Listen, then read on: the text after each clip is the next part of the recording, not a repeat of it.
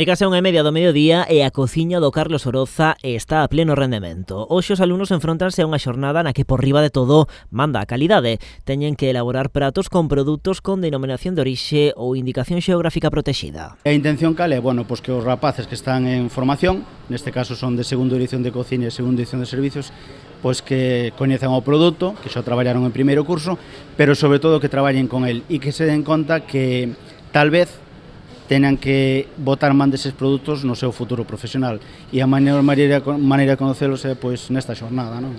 As xornadas chegan este ano a súa 8ª edición. Desta volta os alumnos tiveron que elaborar 42 pratos en base aos produtos de calidade que eles mesmos conseguiron. No centro salientan que ante todo o segredo está en saber traballar en equipo. Participan sobre 70 alumnos, os de primeiro curso o que fan é contactar con todas as marcas de calidade, con todos os consellos reguladores, tanto galegos como nacionais.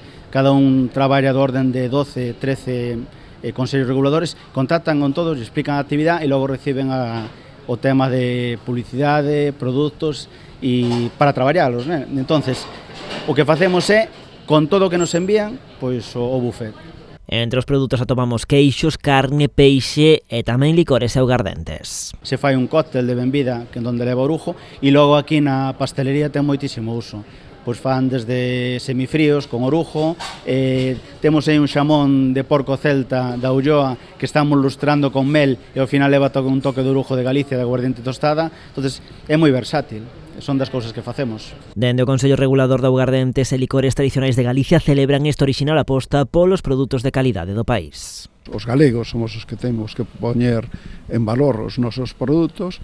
Unha boa forma de pôr en valor esos produtos é que os alumnos, os futuros prescriptores, pois os coñezan, sepan manexarlos e sean creativos con ele. O resultado desta intensa maña de traballo ofreceuse nun buffet o que asistiron varios representantes de algúns dos principais consellos reguladores e responsables de marcas galegas de calidade.